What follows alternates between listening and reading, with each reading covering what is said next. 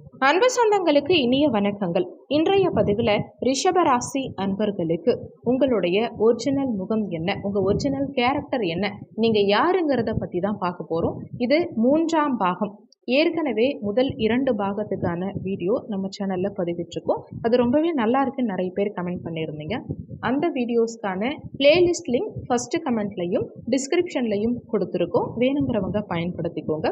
ரிஷபராசியை பொறுத்த வரைக்கும் கிருத்திகை 2, 3, 4ஆம் பாதங்கள், ரோகிணி 1, 2, 3, 4ஆம் பாதங்கள், மிருகசிரிஷம் 1, 2ஆம் பாதத்தை உள்ளடக்கியது ரிஷபராசி.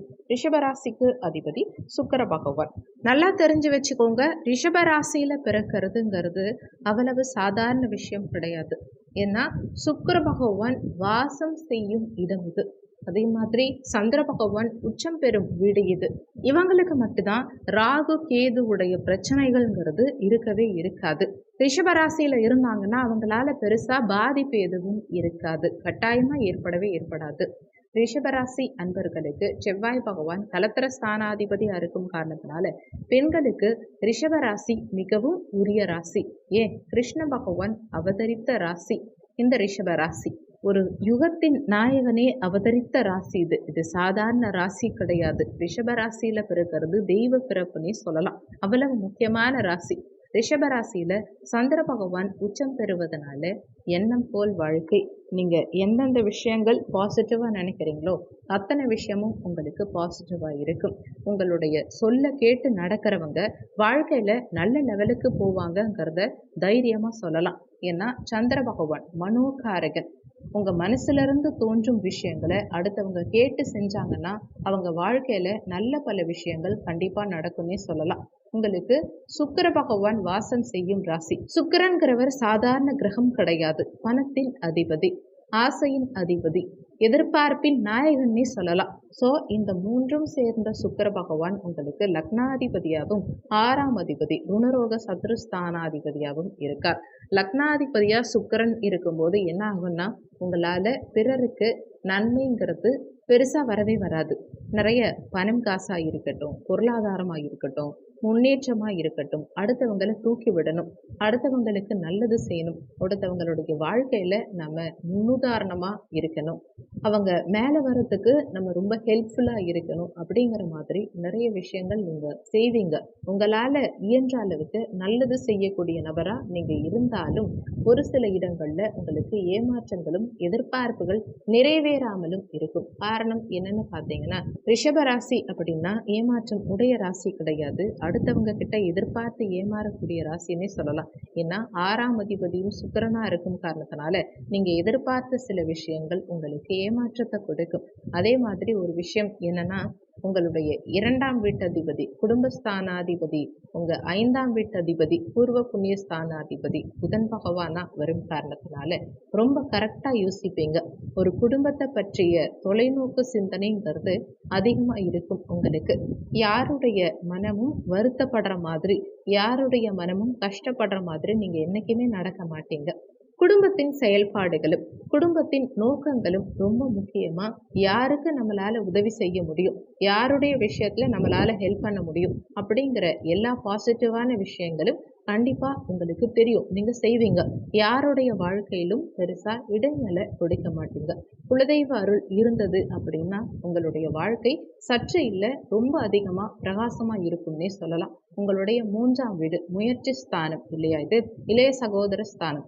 இது சந்திர பகவானுடைய வீடு. ஸோ உடன் இருக்கவங்க அதே நேரத்தில் உங்களுக்கு சப்போர்ட்டிவாக இருந்தாங்க அப்படின்னா ரொம்ப முக்கியமாக டெவலப்மெண்ட்டாக, அதே நேரத்தில் உங்களுடைய முன்னேற்றத்தில் எந்த விதமான அக்கறையும் எடுத்துக்க மாட்டாங்கன்னு சொல்லலாம். ஆனால் அதே நேரத்தில் அவங்களுக்கு தாயாகவும் தந்தையாகவும் ஒரு நல்ல வழிகாட்டியாகவும் நிச்சயமாக நீங்கள் இருப்பீங்க. அவங்களால உங்களுக்கு லாபம் இல்லை, அதே நேரத்தில் உங்களால் அவங்களுக்கு பல வகையில் லாபம் உண்டுங்கிறது தான் உங்கள் வாழ்க்கை தத்துவம். மேலும் குரு பகவான் உச்சம் பெறும் வீடு இது. செவ்வாய் பகவான் நீச்சம் பெறும் வீடு இது. கடகமனை அவங்களால உங்களுக்கு மனவேதனைங்கிறது அதிகமாக ஏற்படும். அதே நேரத்தில் 4ஆம் வீடு சுக தாயார் ஸ்தானம். இது சூரிய பகவானுடைய வீடு. இந்த சுகஸ்தானம்ங்கிறது என்னன்னா சந்தோஷத்துக்கான ஸ்தானம் இது. சூரியன்கிறவர் சாதாரண கிரகம் கிடையாது. சூரியன் ஆட்சி பலம் பெறக்கூடிய ராசி இது. சூரியன் எந்த அளவுக்கு பவர்ஃபுல்லாக உங்கள் சுயஜாதகத்தில் இருக்காரோ அந்த அளவுக்கு சந்தோஷமும் அரசாங்க வேலையும் ஏன் ஒரு பெரிய கௌரவமான பதவியிலும் இருக்கிறதுக்கு வாய்ப்புகள்ங்கிறது உண்டு. உங்கள் சுயஜாதகத்தில் சூரிய பகவான் மேஷத்தில் உச்சமடைஞ்சிருந்தாலும் ஒரு 18 வயசுக்கு மேலே வாழ்க்கை பிரகாசமாக இருக்குங்கிறது தான் உண்மை. உங்கள் சுயஜாதகத்தில் செவ்வாய், புதன், சூரியன் 3 பேரும் சேர்ந்து இருந்தாங்கன்னா அரசியல், ஆன்மீகம், பொருளாதாரத்தில் பெரிய அளவில் வருவீங்கிறத தைரியமாக சொல்லலாம். அதே மாதிரி உங்கள் 5ஆம் வீடான பூர்வ புண்ணிய ஸ்தானத்தில் சுக்கிர பகவான் நீச்சமடையும் காரணத்தினால எதையும் யோசித்து செலவு செய்யுங்க. யாருடைய விஷயத்துலையும் அதிகமாக இன்வால்மெண்ட் காட்டாதீங்க. அதே மாதிரி சுபவரியங்கள்ங்கிறது அதிகமாக ஏற்படும். அதே மாதிரி உங்களுடைய கலத்திர ஸ்தானாதிபதி 12ஆம் வீட்டு அதிபதி விரையாதிபதி செவ்வாய்.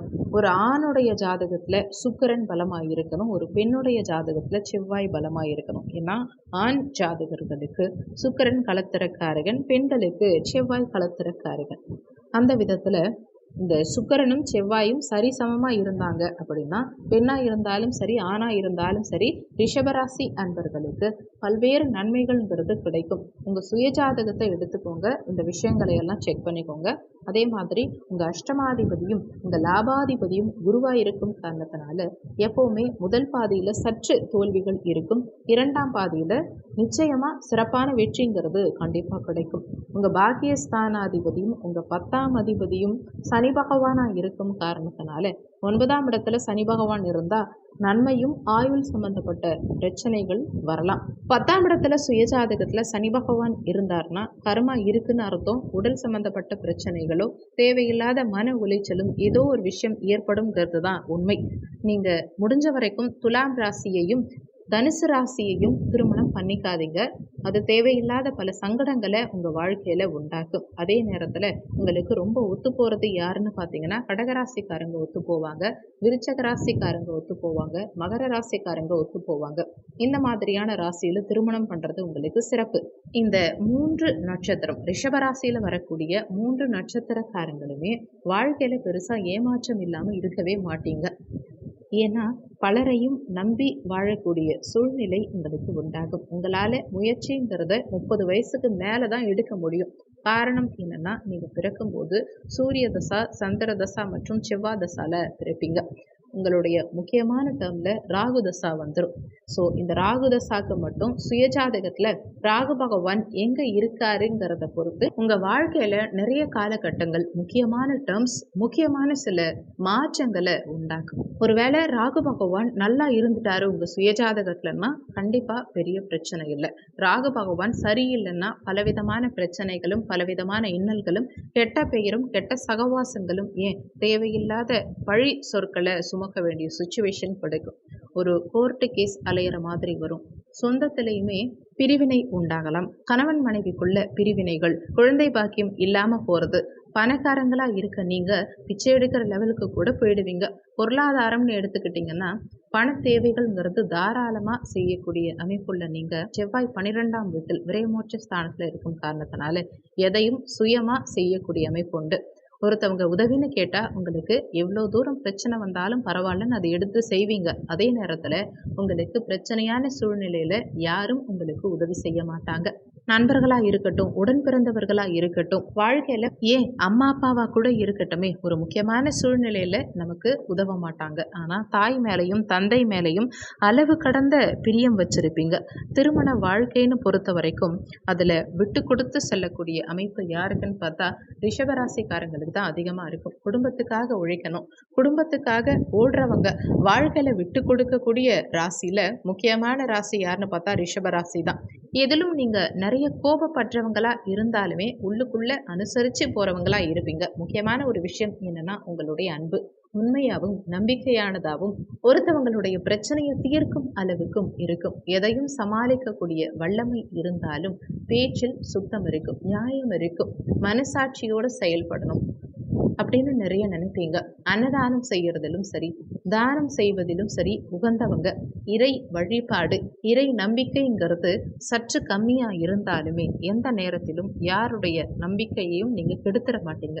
குடும்பத்துக்கு தேவையான அனைத்து விஷயங்களும் செய்யக்கூடியவங்க நீங்க தான். விட்டு கொடுத்து போவீங்க.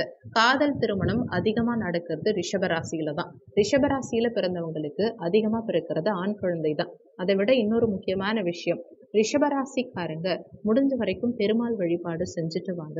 வெள்ளிக்கிழமை வழிபாடு பண்ணுங்க. உங்களுக்கு பிரச்சனை வரக்கூடிய சூழ்நிலையில வெள்ளிக்கிழமை அம்மன் வழிபாடு செய்யுங்க.